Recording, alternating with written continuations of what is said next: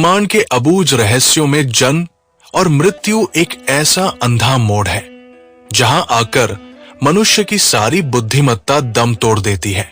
महर्षि जैमिनी का मन भी असीम उथल पुथल से भरा था।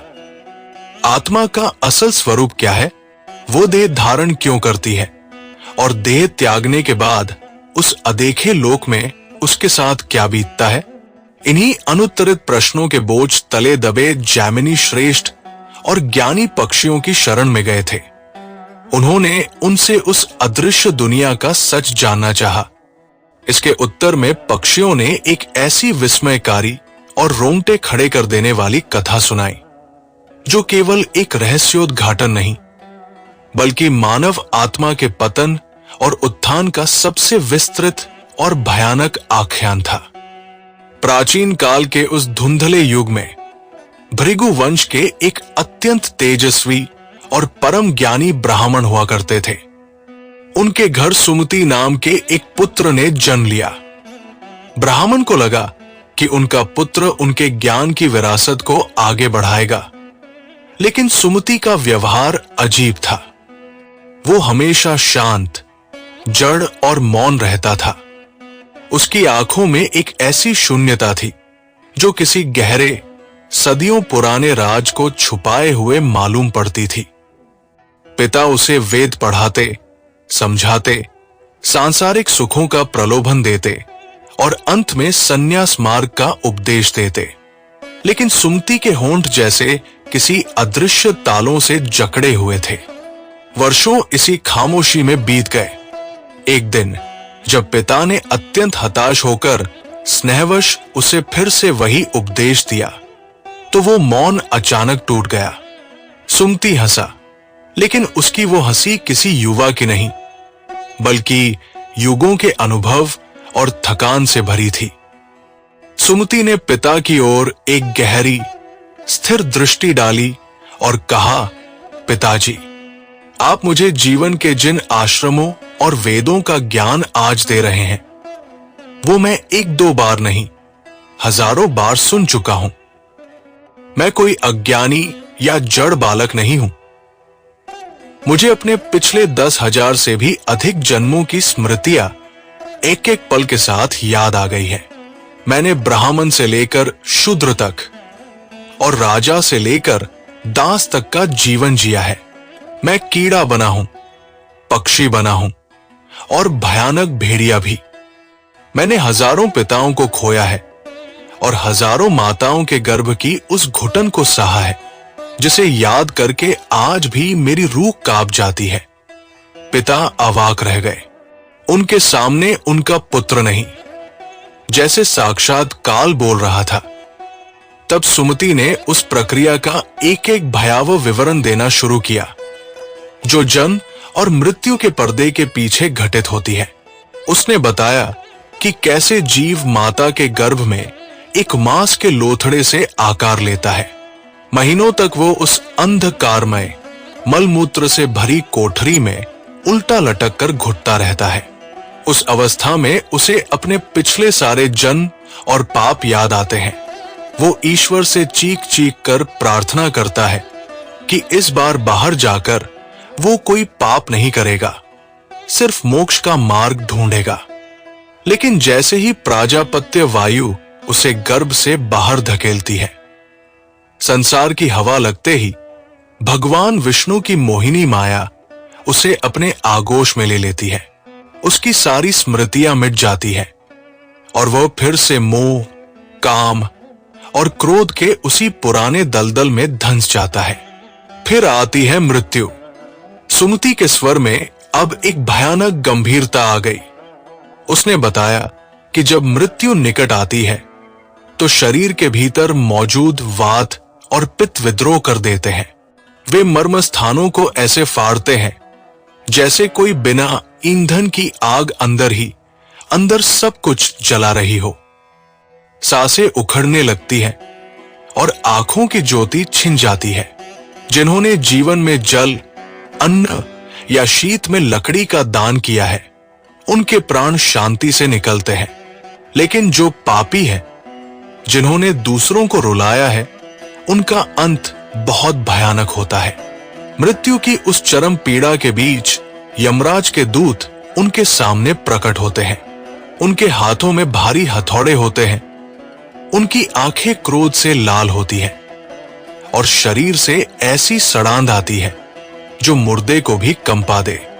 वे पापी के प्राण को शरीर से खींचकर एक यातना देह में डाल देते हैं, एक ऐसा शरीर जो केवल दर्द सहने के लिए ही बनता है। यहां से शुरू होती है यमलोक की वो खौफनाक यात्रा जो पूरे 12 दिनों तक चलती है। यमदूत उस आत्मा की गर्दन में रस्सियां बांधकर उसे दक्षिण दिशा की ओर खुरदरे, पथरीले और कांटों से भरे रास्तों पर घसीटते हैं। आसमान से आग बरसती है और रास्तों में पड़े अंगारे पैरों को जलाकर राख कर देते हैं।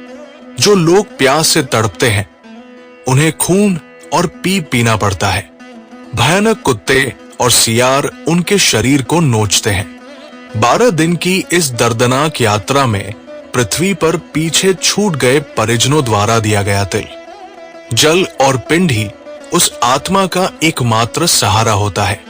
धर्मराज के नगर पहुंचकर जब उस जीव को यमराज के सामने पेश किया जाता है तब उसके असली नरक की शुरुआत होती है। सुमति ने नरकों की उस वास्तुकला का पर्दा उठाया जिसे सुनकर पत्थर दिल इंसान भी रो पड़े। उसने बताया कि जो झूठी गवाही देते हैं उन्हें रौरव नरक में धकेला जाता है, जहां 2000 योजन तक केवल दहकते हुए अंगारे हैं। पापी जब उसमें भागता है तो उसका पैर जलकर राख होता रहता है और ये दौड़ सालों तक चलती है।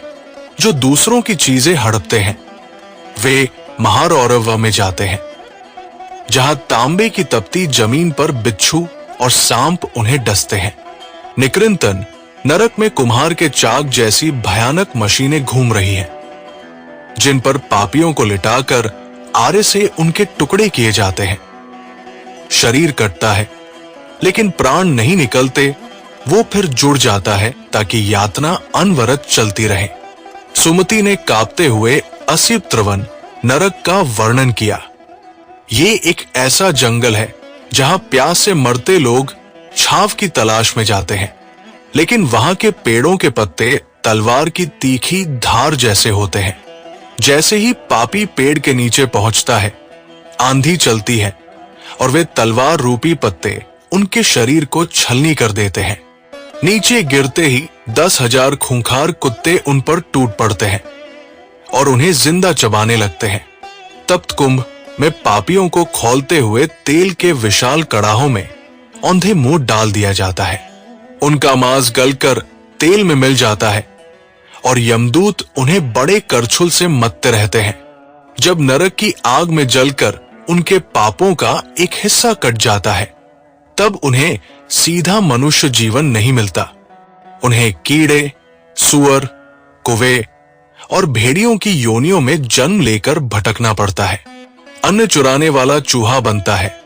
मित्रों में फूट डालने वाले की जीभ बार बार काटी जाती है और पराई स्त्री पर कुदृष्टि डालने वाला अंधा और कुबड़ा पैदा होता है। इस रोंगटे खड़े कर देने वाले वर्णन के बीच सुमति ने गहरी सांस ली और अपने 7वें पूर्व जन्म का एक ऐसा संस्मरण सुनाया जिसने नरक के उस खौफनाक अंधकार में भी एक असंभव चमत्कार को जन्म दिया था। सुमति ने कहा, पिताजी, अपने 7वें जन्म में मैं एक वैश्य था। मैंने केवल इतना पाप किया था कि प्यासी गायों को पानी पीने से रोक दिया था। उस कृत्य ने मुझे रौरव नरक की गहराइयों में धकेल दिया। वहां कोल्हू में पापियों को पेरा जा रहा था और सुमति 100 वर्षों से अधिक समय से उस खौलती और सुलगती आग में तड़प रहा था।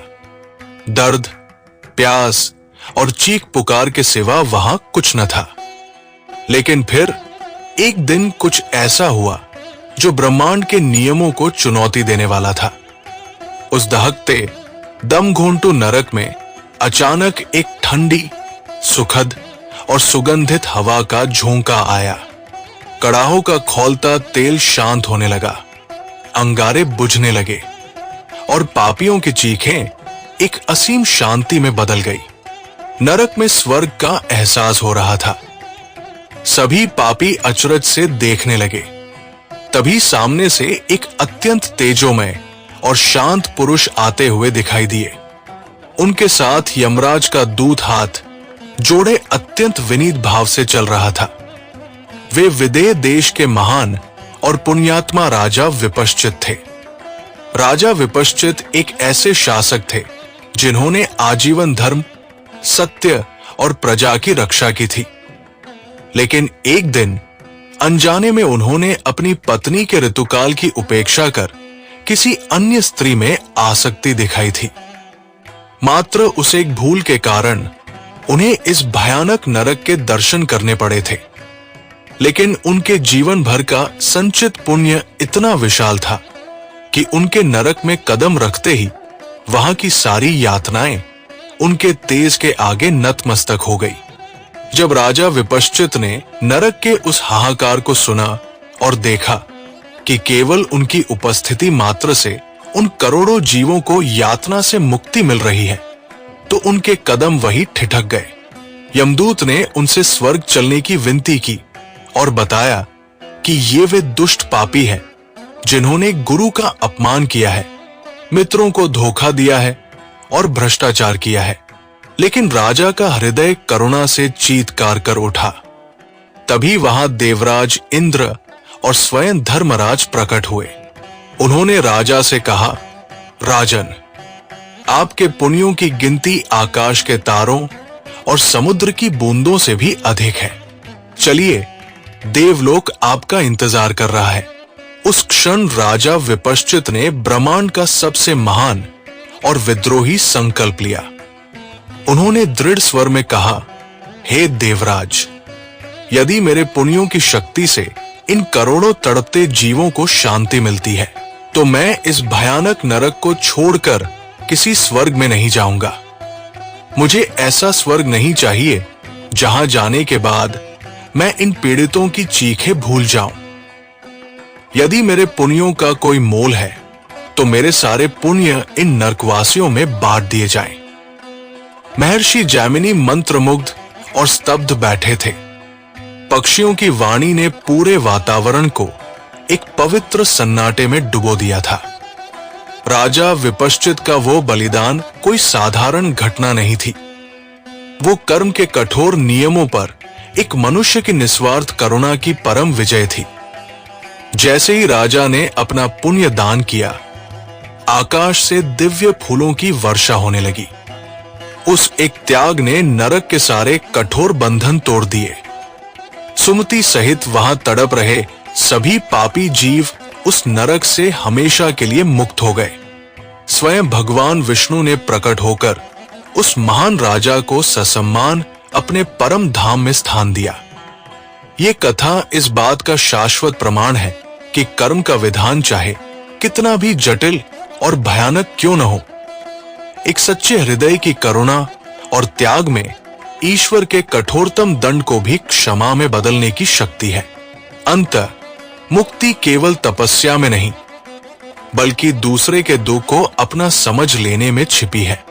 मित्रों, अगर आपको कर्म, मृत्यु और आत्मा के सफर की ये रोंगटे खड़े कर देने वाली और ज्ञानवर्धक कथा पसंद आई हो, तो कृपया हमारे इस चैनल को सब्सक्राइब जरूर करें, वीडियो को लाइक करें, अपने विचार कमेंट्स में साझा करें और बेल आइकन को दबाना न भूलें, ताकि हमारे प्राचीन धर्म ग्रंथों से जुड़ी ऐसी ही गूढ़, रहस्यमयी और सस्पेंस से भरी आध्यात्मिक कथाएं सबसे पहले आप तक पहुंच सके।